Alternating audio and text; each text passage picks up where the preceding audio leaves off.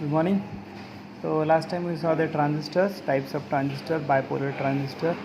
It has two junctions, so it is called as bijunction bipolar transistor. Two types, NPN and PNP. So this is structure of NPN and this is the structure of PNP transistor.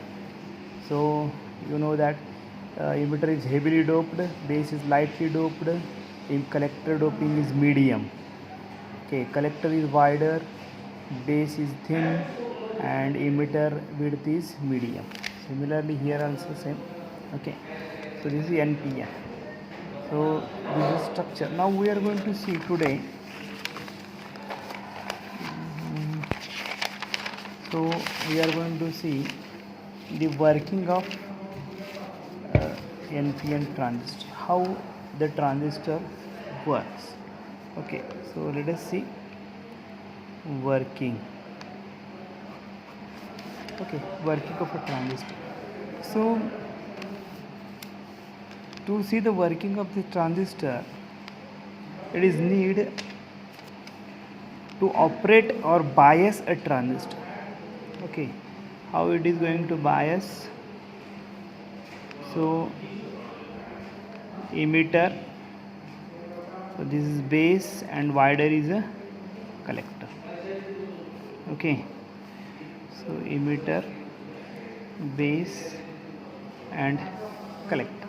Okay, it is the NPN type transistor. So you have to bias this transistor in FR condition. Okay, you have to bias the transistor in FR condition. So FR condition means base to emitter junction is forward bias and base to collector junction is reverse bias. Okay, so base to emitter junction is forward bias and base to collector junction is reverse bias. So it is NPN. So to forward bias the base to emitter junction, you have to apply the p-type base to the positive terminal of the battery. Okay, and this negative terminal is connected to emitter. So we name this battery as VBB. Okay, so this VBB positive terminal is connected to base and the negative terminal is connected to emitter. So P connected to positive, N type is connected to same polarity. We know that if we connect the same polarity in the PN junction, P is connected to positive, N is connected to negative. So this, because of this VBB, this base to emitter junction is forward bias. You know the forward bias condition. Okay, so this P is connected to positive, N is connected to emitter. So this junction is forward biased. Okay, so now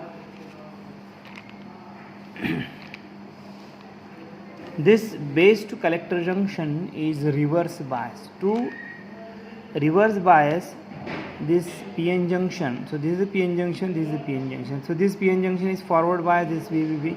Now this junction base to collector should be reverse bias. So you have to apply the reverse polarity. So P type is connected to negative terminal of the battery and N type is connected to positive terminal of this battery voltage source. Okay, so this is named as VCC voltage source, this is VBB voltage source. So these are different. So symbol is little bit different. This it means that VCC voltage is greater than the VBB voltage.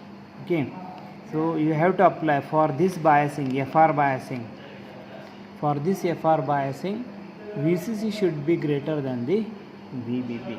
Okay, so this is the biasing for the transistor. Now let us see how current flows through the transistor.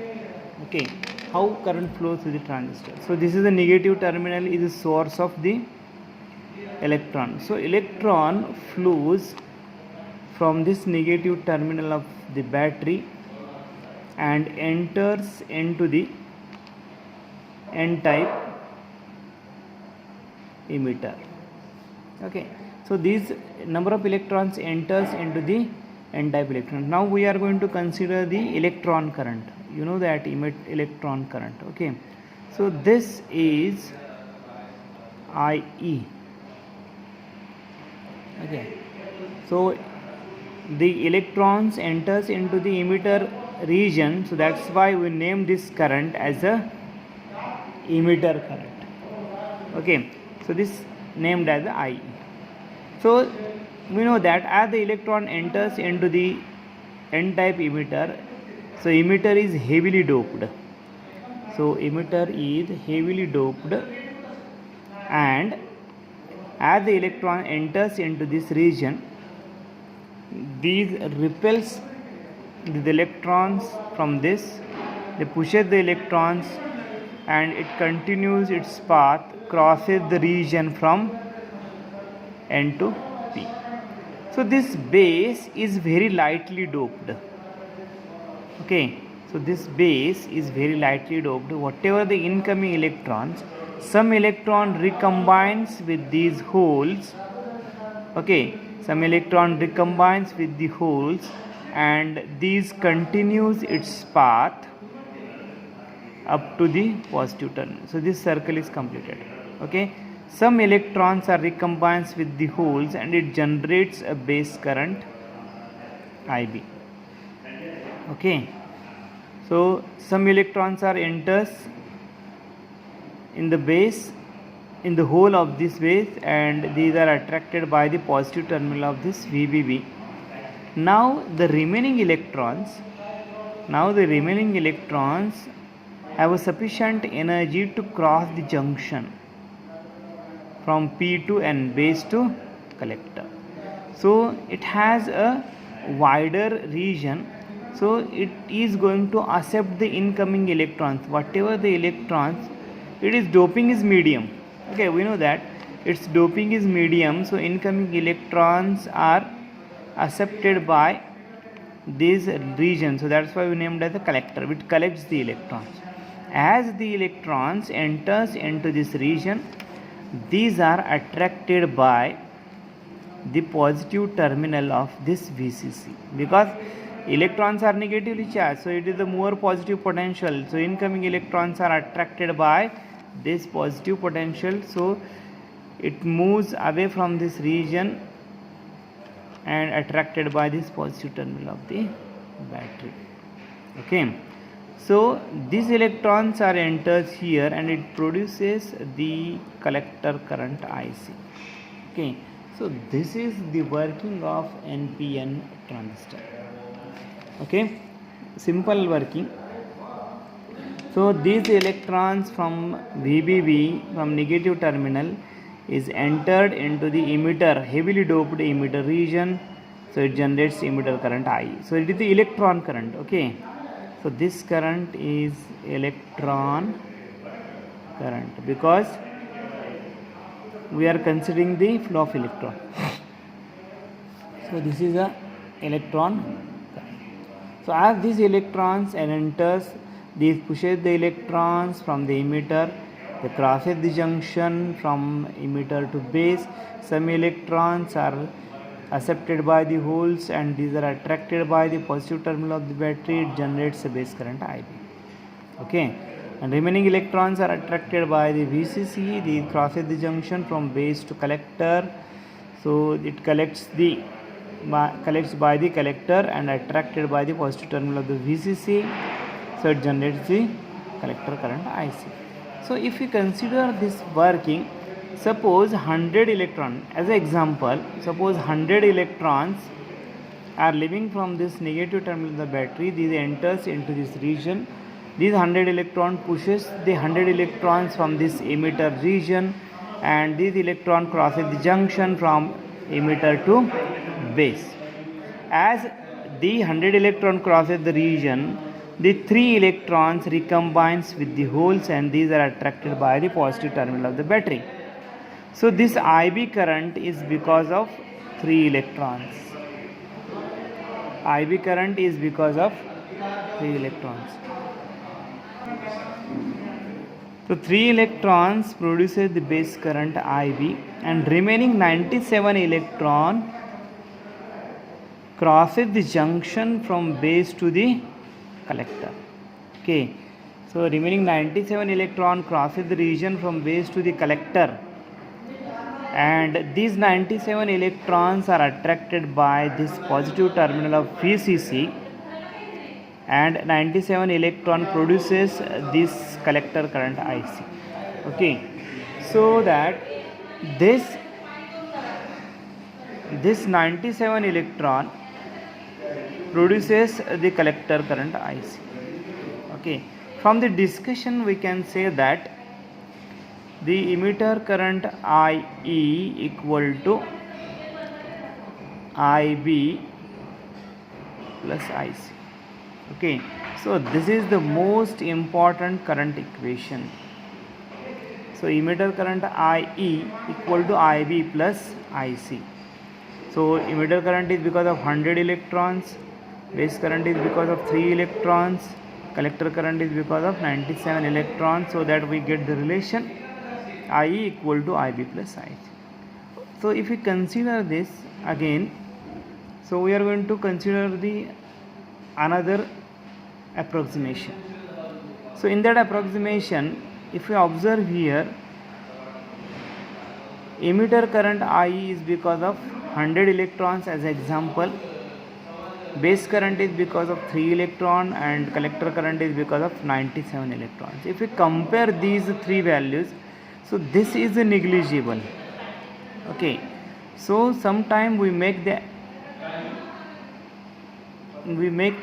the approximation that IE is approximately equal to IC. Okay, so this IE is approximately equal to IC.